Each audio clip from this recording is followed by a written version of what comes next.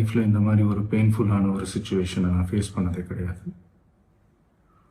மனசு முழுக்க வலி வலி மட்டும்தான். இந்த சுற்றுப்பயணத்தில் என்னென்ன மக்கள் பார்க்க வராங்க, அதுக்கு ஒரே ஒரு காரணம் தான், அவங்க என் மேலே வச்சிருக்கிற அன்பும் பாசமும். அந்த அன்புக்கும் பாசத்துக்கும் நான் எப்பவும் கடமைப்பட்டிருக்கிறேன். அதனால தான் இந்த சுற்றுப்பயணத்தில் மற்ற எல்லா விஷயங்களையும் தாண்டி மக்களுடைய சேஃப்டி, அதில் எந்த காம்ப்ரமைஸும் பண்ணிடக்கூடாதுன்றதுக்காக தான் அது என் மனசில் ரொம்ப ஆழமாக இருக்கும் அந்த எண்ணம்.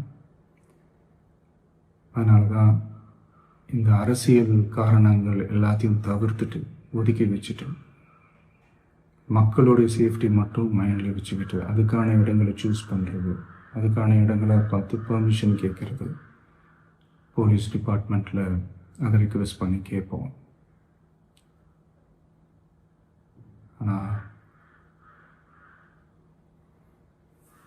நடக்கக்கூடாதது நடந்துருச்சு. நானும் மனுஷன் தானே. அந்த நேரத்தில் அத்தனை பேர் பாதிக்கப்பட்டு இருக்கும்போது எப்படி அந்த ஊரை விட்டுட்டு என்னால் கிளம்பி வர முடியும்? நான் திரும்ப அங்கே போகணும்னு இருந்துச்சுன்னா அதை ஒரு காரணம் காட்டி அங்கே வேறு சில பதட்டமான சுச்சுவேஷன்ஸ், வேறு சில சம்பாவிதங்கள் அந்த மாதிரி எதுவும் நடந்துடக்கூடாதுன்றதுக்காக தான் நான் அவாய்ட் பண்ணேன். இந்த நேரத்தில் சொந்தங்களை இழந்து தவிக்கிற அத்தனை குடும்பங்களுக்கும் என்னுடைய ஆழ்ந்த இரங்கலை தெரிவிச்சுக்கிறேன். எனக்கு தெரியும், என்ன சொன்னாலும் இது ஈடையாகாதுன்னு எனக்கு தெரியும். ஹாஸ்பிட்டலில் ட்ரீட் பண்ணிகிட்ருக்கிற எல்லாருமே சீக்கிரமாக க்யூர் ஆகி வரணுன்றதை இந்த நேரத்தில் நான் வேண்டிக்கிறேன். கூடிய சீக்கிரமே உங்கள் எல்லாரையும் நான் சந்திக்கிறேன். இந்த நேரத்தில் எங்களுடைய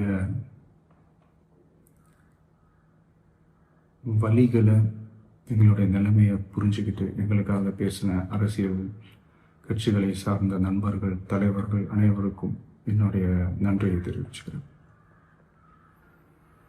கிட்டத்தட்ட ஒரு 5 மாவட்டத்துக்கு பிரச்சாரத்துக்கு போனோம். இந்த மாதிரி எதுவுமே நடக்கல. ஆனால் கரூரில் மட்டும் ஏன் எப்படி நடக்குது, எப்படி நடக்குது? மக்களுக்கு எல்லா உண்மையும் தெரியும். மக்கள் எல்லாத்தையும் பார்த்துக்கிட்டு இருக்கிறாங்க. கரூரை சேர்ந்த அந்த மக்கள் அந்த உண்மையெல்லாம் வெளியில் சொல்லும்போது எனக்கு கடவுளே நேரில் வந்து இறங்கி அந்த உண்மைகள்லாம் சொல்கிற மாதிரி எனக்கு தோணுச்சு. சீக்கிரமே எல்லா உண்மைகளும் வெளியில் வரும்.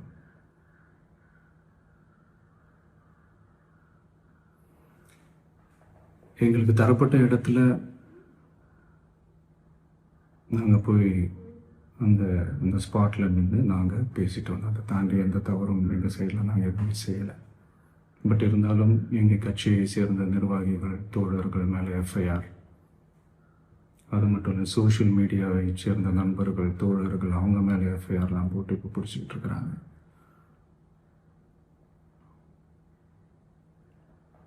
சிஎம் சார், உங்களுக்கு ஏதாவது இந்த பழி வாங்கணும் அப்படின்ற எண்ணம் ஏதாவது இருந்துச்சுன்னா என்ன வேணாலும் பண்ணுங்க. அவங்க மேலே கை வைக்காதீங்க. நான் ஒன்று வீட்டில் இருப்பேன், இல்லை நான் ஆஃபீஸில் இருப்பேன். என்ன வேணாலும் செய்யுங்க. நண்பர்களே, தோழர்களே, நம்மளுடைய அரசியல் பயணம் இன்னும் ஸ்ட்ராங்காக, இன்னும் தைரியத்தோட கண்டினியூ ஆகும்.